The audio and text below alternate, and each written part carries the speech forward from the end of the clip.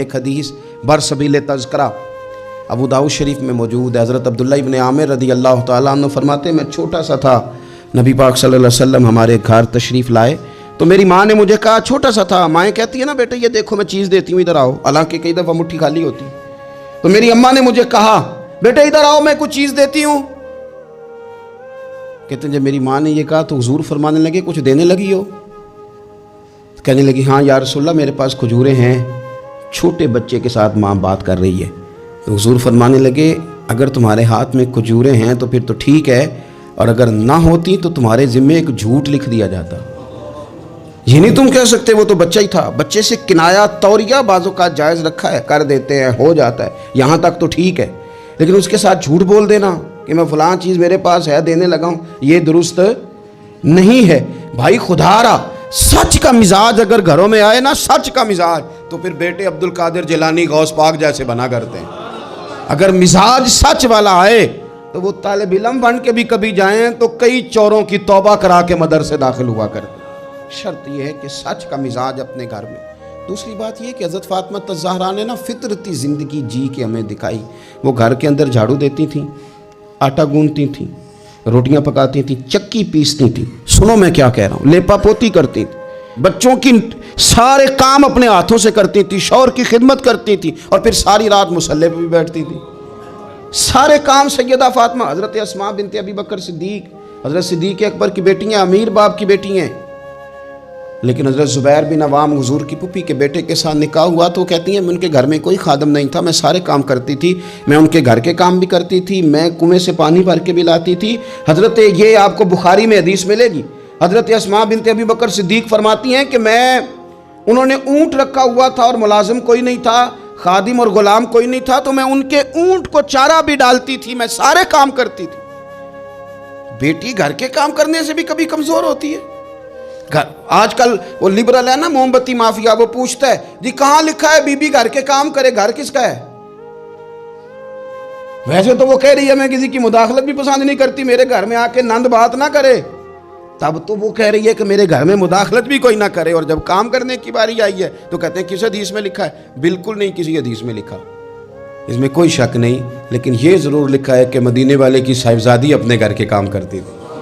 یہ ضرور لکھا ہے کہ صدیق اکبر کی وہ صاحبزادی کہ جن کو نبی پاک صلی اللہ علیہ وسلم کی غار ثور میں روٹی پہنچانے کا شرف حاصل ہے، وہ گھر کے سارے کام کرتی، اپنے خامن کے جانوروں کی بھی خدمت کرتی تھی، یہ ضرور لکھا ہے، یہ سیرت اپنائیں۔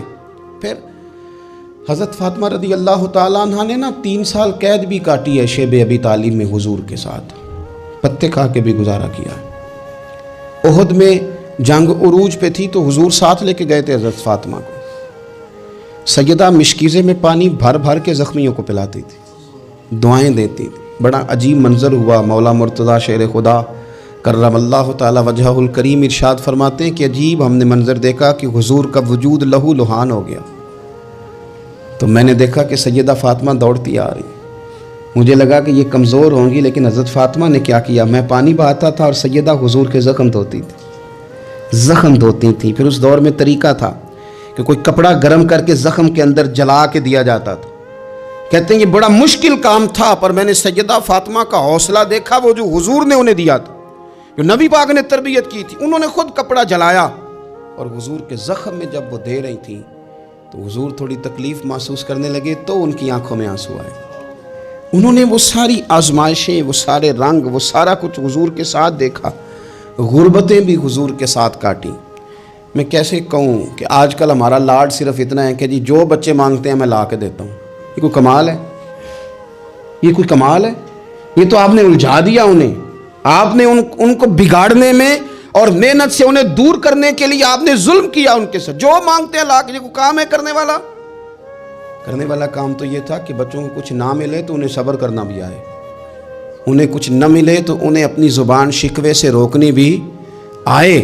حوصلہ اگر آپ دیکھیں نا، حضور فرماتے ہیں کسی باپ کا اپنی اولاد کے لیے سب سے اچھا تحفہ پتہ کیا ہے؟ یا رسول اللہ کیا ہے؟ فرمایا جس نے اپنی اولاد کو سب سے اچھا ادب سکھا دیا اس نے سب سے اچھا تحفہ دے دیا ہے۔ ان کو آداب زندگی سے آگاہ کریں، اچھا تحفہ ہو گیا ان کے لیے۔ آپ سمجھتے ہیں دولت کے انبار ان کے پیروں میں لگا دیے جائیں تو پھر ماحول آسانی والا ہوگا، پھر تو لڑائی اور بڑھ جائے گی، پھر تو شدت پسندی اور بڑھے گی۔ پھر تو کاہلی، سستی، نکما پن اور زیادہ آئے گا۔ رسول کائنات صلی اللہ تعالیٰ علیہ وسلم نے صبر کرنا سکھایا۔ کئی دنوں کی بھوک تھی نبی پاک صلی اللہ علیہ وسلم کی، 3 دن بیت گئے تھے۔ تو حضور صلی اللہ علیہ وسلم کے ساتھ کچھ صحابہ بھی تھے۔ حضور حضرت ابو ایوب انصاری کے ہاں گئے، پہلے میزبان نبی پاک۔ انہوں نے دیکھا کہ چہرہ نور پہ نکاہت ہے تو جلدی سے ایک بکری ذبح کی۔ بکری پکنے لگی تو انہوں نے کھجور اور کچھ انہوں نے اتار کے انگور وغیرہ پلیٹ میں رکھ کے حضور کی بارگاہ میں پیش کیے۔ یا رسول اللہ شوق فرمائیے جب تک کھانا پکتا ہے۔ حضور ہلکے ہلکے ایک لقمہ اٹھا لیتے، کبھی کبھی ایک لقمہ اٹھا لیتے۔ حضور کھانے لگے، اتنی دیر میں کھانا پک کے آ گیا۔ بڑے شوق سے، رغبت سے نہیں حضور نے کھجوریں کھائیں، شوق کے ساتھ نہیں نبی پاک صلی اللہ علیہ وسلم نے انگور کھائے۔ کبھی کبھی جیسے کوئی ایک ٹکڑا بندہ اٹھا کے کھاتا ہے، اس طرح نبی پاک صلی اللہ علیہ وسلم کھا رہے ہیں۔ کھانا پک کے آیا تو حضور نے ایک روٹی اٹھائی اور 2-3 بوٹیاں اٹھائیں اور رکھیں، پھر ان کو لپیٹا اور آنکھوں میں آنسو آئے۔ ایک صحابی کو تھما کے کہا یہ لے جاؤ اور فاطمہ کو دے آؤ۔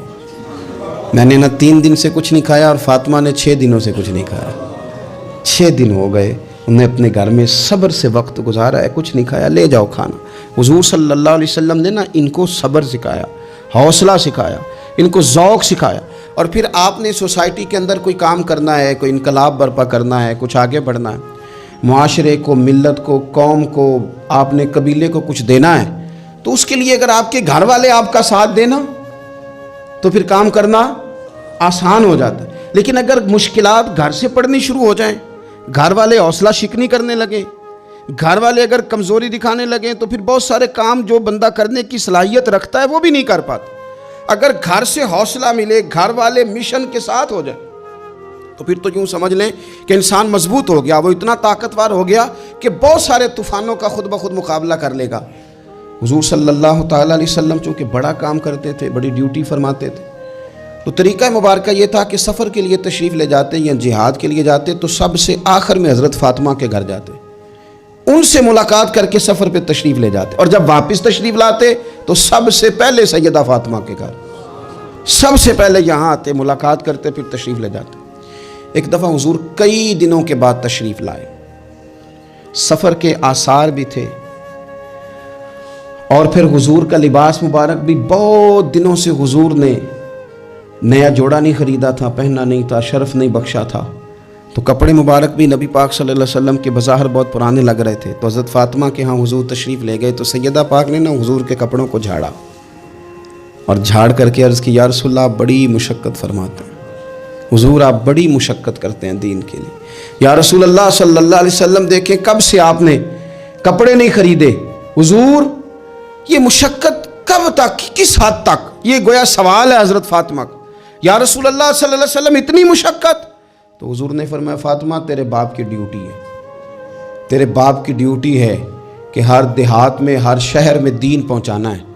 پھر نبی پاک صلی اللہ علیہ وسلم نے ایک جملہ کہا جو میں نے پہلی دفعہ پڑھا تو بتاتا ہے کہ مشن کتنا بڑا ہے۔ نبی پاک صلی اللہ علیہ وسلم نے فرمایا فاطمہ جہاں تک رات پہنچتی ہے وہاں تک ہم نے اللہ کا دین بھی پہنچانا ہے۔ جہاں تک رات آتی ہے جہاں جہاں رات پہنچتی ہے وہاں تک رسول کریم کا دین بھی پہنچے گا۔ حضور صلی اللہ تعالیٰ علیہ وسلم نے یہ انداز حضرت فاطمہ کو سکھایا کہ جہاں جہاں رات پہنچتی ہے وہاں وہاں دین بھی پہنچے گا، وہاں وہاں یہ دین پہنچ کر کے رہے گا۔ اب آپ اندازہ فرمائیے اتنا بڑا مشن تھا، اور اس میں سیدہ فاطمہ الزہرا رضی اللہ تعالیٰ عنہ ساتھ حضور کے وقت گزارتی ہیں، ساتھ رہتی ہیں۔ بہت زیادہ آسودگی والی زندگی نہیں، لیکن اس کے باوجود بہت زیادہ پردے کا اہتمام۔ با پردہ عورت کون ہوتی ہے؟ جو برقع پہنے اور سارا گھوم کے واپس آ جائے۔ برقع اس نے پہنے، نقاب اس نے کر لیا، اب جہاں دل کرے جائے، نہیں۔ یہ بھی با پردہ ہے، اس پر بھی کوئی الزام نہیں، لیکن جو اصل با پردہ عورت ہے وہ کون ہے؟ جو گھر سے صرف ضرورت کے لیے نکلے، صرف مجبوری کے لیے گھر سے باہر جائے، ورنہ اپنے گھر سے، وہ عورت با پردہ ہے۔ ایک دن نبی پاک صلی اللہ تعالیٰ علیہ وسلم نے صحابہ سے پوچھا بتاؤ مجھے دنیا میں سب سے بہترین عورت کون ہوتی ہے؟ لوگوں کا اپنا اپنا رویہ ہوتا ہے، کچھ کا خیال تھا کہ جو قرآن پاک کی حافظہ ہو، کچھ کا خیال تھا عالمہ فاضلہ ہو، کچھ کا خیال تھا کہ بچوں کی تربیت ٹھیک کرنے والی ہو، دین جس نے بچوں کو سکھایا وہ بہتر ہے۔ सब अपने अपने अंदाज में बात करते हैं, लेकिन हुजूर ने फरमाया तुम नहीं मेरी मुराद को पहुँचे। हज़रत मौला अली शेर खुदा फरमाते मैं पीछे बैठा था, ज़रा मैंने गर्दन झुकाई और छुप के ना, वैसे भी काद मुबारक बज़ाहिर थोड़ा छोटा था हज़रत अली का, कहते मैं निकल गया, हज़रत फ़ातिमा का हुजरा साथ ही था। जाके मैंने कहा फ़ातिमा हुजूर ने सवाल पूछा है, अब मैं किस तरह ये बात करूं कि मौला अली शेर खुदा का इल्म। हुजूर ने फरमाया कि मैं इल्म का शहर हूं तो अली दरवाज़े हैं, तो अगर हज़रत अली भी किसी से मसला पूछने जाएं तो फिर बताओ ना कि सैयदा फ़ातिमा का इल्म कितना शानदार होगा, उनके इल्म का क्या मर्तबा और मकाम है कि हज़रत फ़ातिमा से पूछा जाके। कहा फ़ातिमा आज ना हुजूर ने सवाल पूछा है तो सब सहाबा महवे हैरत हैं। हुजूर ने पूछा बेहतरीन औरत कौन होती है, तो किसी ने कुछ बताया, किसी ने कुछ बताया, बात बन नहीं रही, आप ज़रा जल्दी से बताएं। तो हज़रत फ़ातिमा कहने लगी अली बेहतरीन औरत पता है कौन होती है, ये आपने गौर करना लफ्ज़ों पे। कहा बेहतरीन औरत वो होती है जिसे न कभी गैर मर्द ने देखा हो और ना कभी उसने गैर मर्द देखा हो, वो सबसे बेहतरीन औरत है। आप मेरी बात पे गौर करें, बस ये हद है, ये सैयदा फ़ातिमा का पैगाम है, या आज के जुमे का मैसेज है। फरमाया ना उसने गैर मर्द देखा हो और ना गैर मर्द ने उसे देखा, बेहतरीन औरत है। हज़रत सैयदना अली मुर्तज़ा कहते हैं मैं चुपके से आके फिर सबों में बैठ गया। बात अभी जारी थी, सहाबा बात कर रहे थे, मैंने हाथ खड़ा किया, मैंने कहा हुजूर बताऊं? फरमाया बताओ। मैंने कहा या रसूलल्लाह बेहतरीन औरत वो होती है ना उसने गैर मर्द देखा हो और ना गैर मर्द ने कभी उसे देखा हो। हुजूर ने मेरी बात सुनी तो मुस्कुरा के फरमाया फ़ातिमा मेरे जिगर का टुकड़ा है। कहा फ़ातिमा मेरे जिगर का टुकड़ा है। तो हज़रत अली मुर्तज़ा कहते हैं सहाबा एक दूसरे का मुँह देख रहे थे कि बताया तो अली ने, तारीफ़ हज़रत फ़ातिमा की उन्हें नहीं समझ आ रही थी, मेरे दोस्तों को तो मुझे तो आ रही थी ना, मुझे तो समझ आ रही थी ना कि हुजूर क्या फरमा रहे। तो सैयदा फ़ातिमा ज़हरा वक्त विसाल आ गया, 6 माह हुजूर के बाद गुजारे पर आँखों से आंसू खुश्क नहीं हुए। और अजीब सीरत निगारों ने बातें लिखी हैं, हुजूर की ऊँटनी भी आके ना हुजूर के बाद हज़रत फ़ातिमा के दरवाजे पे बैठी रहती थी। हुजूर की ऊँटनी भी, वो जो हुजूर के जानवर थे ना, वो भी सैयदा फ़ातिमा के दरवाजे पे आके बैठे रहते। 6 माह यूँ ही गुजरे। फिर एक दिन हज़रत मौला अली शेर खुदा को बुला के कहा कि अली बस एक बात का ख्याल रखना, जनाजा मेरा रात को उठाना। रात को पर्दों में छुप के वक्त बिताया है, तो अब भी चाहती हूँ कि मेरे जनाजे को, मेरी चारपाई को भी गैर महरम ना देखें। और फिर फरमाया कि हज़रत अस्मा को बुला के कहा कि मेरा जनाजा रात को उठाया जाए और पर्दे का ख़ास एहतमाम किया जाए। तो उन्होंने कहा मैंने हबशा में एक तरीका देखा है कि औरतों को जनाज़ों को ऊपर से कई चादरों के साथ ढांप दिया जाता है। फरमाया बस वही मेरे साथ भी करना। रात को ही जनाजा उठा तो शायद मदीने में आज कोई आँख ऐसी नहीं थी जो खुश्क रही हो। हज़रत उमर जैसे लोग भी रोए, हज़रत अबू बकर सिद्दीक़ जैसे लोगों की आँखें भर आईं।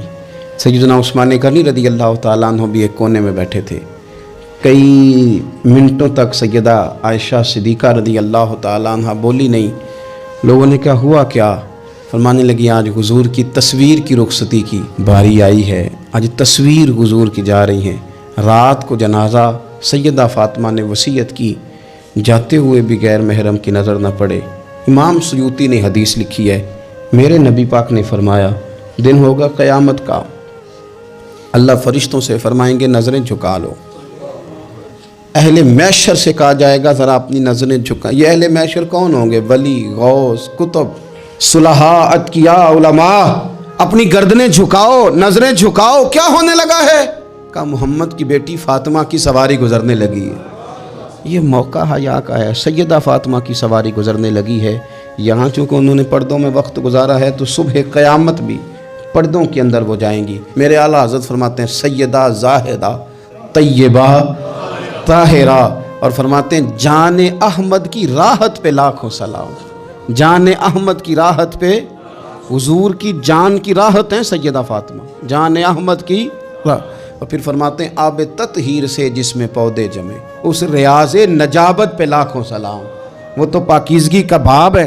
एक तो ये कि खूब अकीदत का इज़हार करें, दूसरा ये कि अपने बच्चों को हौसलामंद बनाएं, तीसरा ये कि सच की आदत डालें, चौथा ये कि सब्र का उनको सबक दें, पाँचवा ये कि पर्दे की ख़ास नसीहत फरमाएं और अपने घरों के अंदर आप प्यार वाला माहौल बनाएं, बच्चों के साथ एहतराम वाला रिश्ता बनाएं। हुजूर सैयदा के आने पे खड़े होते थे, اس طرح کا ماحول بنائیں کہ جس سے اپنائیت بڑھے۔ اللہ کے حضور دعا ہے اللہ تعالیٰ ان کے صدقے ہماری اولادوں پہ فضل فرمائے۔